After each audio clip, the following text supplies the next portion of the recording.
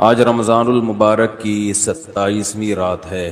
اس وقت میں روزانہ قرآن مجید کی ایک پارے کی منتخب آیات بیان کرتا ہوں، لیکن آج میں نے ارادہ کیا کہ لیلۃ القدر کے حوالے سے کچھ باتیں آج کر لی جائیں تو بہتر ہے۔ قرآن مجید میں اللہ تعالیٰ کا ارشاد ہے، انا انزلناہ فی لیلۃ القدر وما ادراک ما لیلۃ القدر، ہم نے اس قرآن کو لیلۃ القدر میں نازل کیا، تمہیں کیا پتا کہ یہ کون سی رات ہے؟ لیلۃ القدر خیر من الف شہر، یہ رات 1000 مہینوں سے بہتر ہے۔ تنزل الملائکۃ والروح فیہا بإذن ربہم من کل امر، فرشتے اور جبریل اس رات میں رب کے حکم سے نازل ہوتے ہیں، من کل امر، ہر طرح کے احکامات لے کر۔ سلام ہی حتی مطلع الفجر، یہ سلامتی ہے یہ رات یہاں تک کہ فجر طلوع ہو جائے، یعنی سحری کا وقت ختم ہو جائے۔ اس بارے میں ایک چیز تو لوگ بہت زیادہ جو پوچھتے ہیں کہ لیلۃ القدر تو ہر ملک میں الگ الگ ہوتی ہے، آج یہاں 27ویں ہے، سعودیہ میں کیا ہے 28ویں۔ تو اس بارے میں خوب سمجھ لیں کہ جتنی عبادتیں شریعت نے ہمیں دی ہیں اور ان کے وقتوں کے جو فضائل بیان کیے ہیں وہ ہر ملک کے اسی حساب سے ہوں گے۔ اللہ نے حکم دیا اقیم الصلاۃ لدلوک الشمس، سورج کے ڈھلکتے ہوئے نماز پڑھو، سورج طلوع ہونے سے پہلے فجر کی نماز۔ تو آپ جہاں نماز پڑھ رہے ہوگے وہاں کا سورج مراد ہوگا یا جاپان کا؟ بولو نا بھائی، کیا ہو گیا بھائی؟ جاپان میں ہو تو جاپان میں سورج طلوع ہو رہا ہے، پاکستان میں ہو تو پاکستان میں۔ ابھی جاپان میں تو پتہ نہیں کیا ٹائم ہو رہا ہوگا۔ تو جیسے نمازوں کے اوقات ہر ملک کے اپنے حساب سے ہوتے ہیں، سعودی عرب میں فجر کا ٹائم جب داخل ہوتا ہے تو ہمارے ہاں فجر گزر چکی ہوتی ہے، اشراق کا وقت بھی ختم ہو چکا ہوتا ہے۔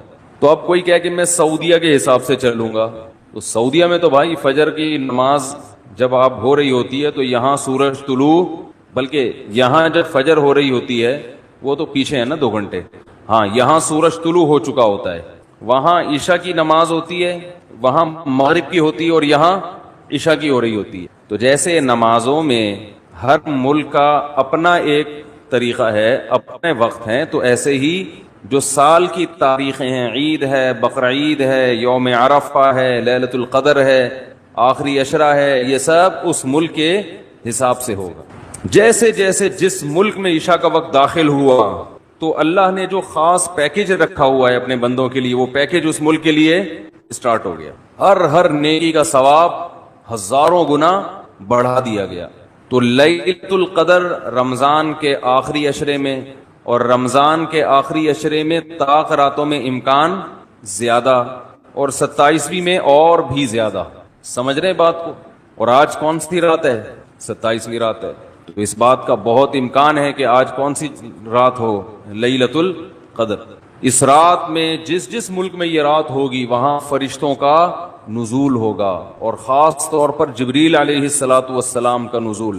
جیسے پیغمبروں میں سب سے افضل پیغمبر محمد صلی اللہ علیہ وسلم ہیں، تو فرشتوں میں سب سے افضل فرشتے کون سے ہیں؟ جبریل، جن کو اللہ نے روح الامین قرار دیا، مقدس روح۔ روح کیوں کہا؟ روح اس لیے کہا کہ روح جب ہماری باڈی میں ہوتی ہے تو ہماری باڈی زندہ ہوتی ہے، تو جبریل علیہ الصلاۃ والسلام ہماری روح کے لیے، روح کو طاقت بخشنے کا ذریعہ بنتے ہیں، کیونکہ وہ وحی لے کر آئے، اور وحی سے ہماری روحانی قوت، بولو نا بھائی، بڑھتی ہے۔ روحانی قوت کس سے بڑھتی ہے؟ وحی سے۔ عبادات ہمیں پتہ چلی وحی کے ذریعے، روزے ہمیں پتہ چلے وحی کے ذریعے۔ یہ آسمان سے کون سارے پیغام زمین پر نبی کے پاس لے کر آیا؟ جبریل علیہ السلام۔ جبریل نے نبی کو بتایا کہ شہر رمضان الذی انزل فیہ القرآن، اللہ کا کلام جبریل نے لیا، اور جبریل علیہ السلام نے ہمارے نبی صلی اللہ علیہ وسلم کے دل پہ یہ کلام نازل کیا۔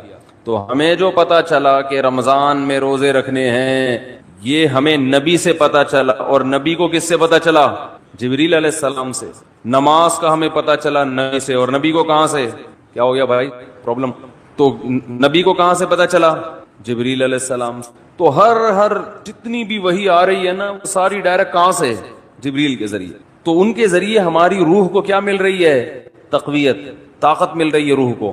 تو وہ کیونکہ یہ رات روحانی ترقی کا ذریعہ ہے، تو اللہ نے اس رات میں جبریل علیہ السلام کو زمین پہ اتارا تاکہ جس فرشتے کی مناسبت ہے نا اس رات سے، وہ فرشتے اس زمین پر نازل ہوں.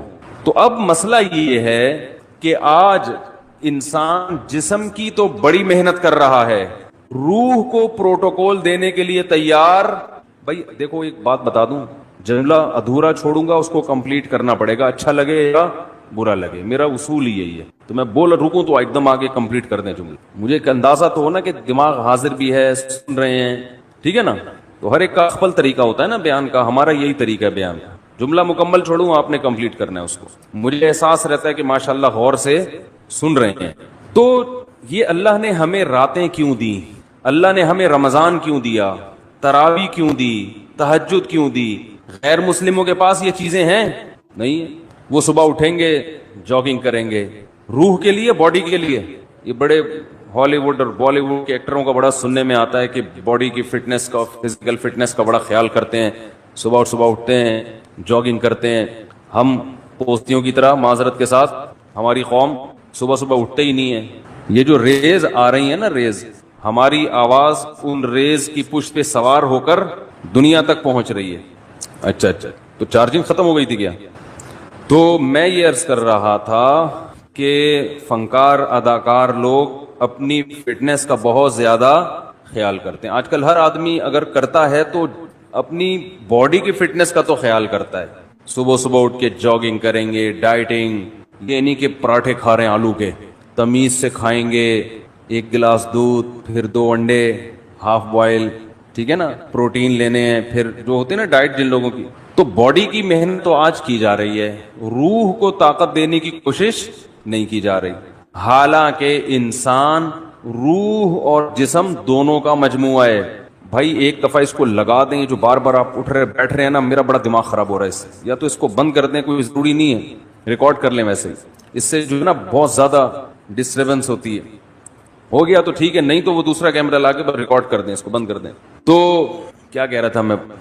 اپنی سیٹنگ اب ادھر سے سیٹ کریں اس کو، وہاں سے تو ہو گئی، اب ادھر سے بھی پانا لا کے نا میری اپنی سیٹنگ کو بھی سیٹ کریں. کیا کہہ رہا تھا میں؟ تو روح جو ہے نا، دیکھو انسان جو ہے نا، انسان کو جانوروں پر قیاس نہیں کیا جا سکتا. اچھا جانور کسے کہتے ہیں؟ جو صحت مند ہو. اچھی بکری تو دودھ زیادہ دیتی ہو، اچھی بھینس دودھ زیادہ دیتی ہو، اچھی گائے دودھ زیادہ دیتی ہو، اچھا بیل زیادہ ہل چلا لیتا ہو. ایسا ہی ہے نا، اچھا گدھا ویٹ زیادہ اٹھا لیتا ہو. تو اچھا انسان جو ویٹ زیادہ اٹھا لیتا ہو، تو اس میں اور گدھے میں کوئی فرق ہوا؟ پھر بھائی آج اچھا انسان اسے کتنے ہوئے، اتنا ویٹ اٹھایا ہوا، تو اٹھا سکتا ہے؟ وہ کہہ رہا نہیں بھائی ہم تو نہیں اٹھا سکتے. بھائی آپ بہت اچھے، میں کیا ہوں؟ میں گندا ہو گیا. یہی مطلب ہوا نا. تو انسان کو اگر صرف جسمانی اور مادی اعتبار سے فضیلت دی جائے تو پھر انسان کی کوئی فضیلت نہیں ہے، کیونکہ مادی اعتبار سے انسان سے زیادہ صحت مند بہت سے جانور ہوتے ہیں. چیتے کی سپیڈ زیادہ ہے یا آپ کی؟ تو بھاگنے میں چیتا اچھا ہے یا آپ؟ چیتا اچھا ہے. جبڑا جو پھاڑنے کی طاقت ہے وہ شیر کی اچھی ہے یا آپ کی؟ شیر کی اچھی ہے. تو پکڑ کے اعتبار سے آپ سے اچھا کون ہے؟ شیر ہے. قرآن کے الفاظ دیکھو، کلا انا خلقناہم مما یعلمون. اللہ فرماتے ہیں ہرگز یہ انسان اپنے آپ کو فضیلت والا نہ سمجھے، اس لیے کہ ہم نے اس انسان کو جس چیز سے پیدا کیا ہم جانتے ہیں، پانی کے غلیظ قطرے سے بنایا، تو یہ کوئی قابل فضیلت چیز نہیں ہے. تمہارا تو میٹیریل ہی گندا ہے جس سے تمہیں بنایا گیا. گندا میٹیریل، پیٹ میں ہر وقت گند، اور مرنے کے بعد بھی گند. ایک پتلی سی لیئر چڑھا دی اللہ تعالیٰ نے، ایک اسکن کی، کھال کی، جس سے انسان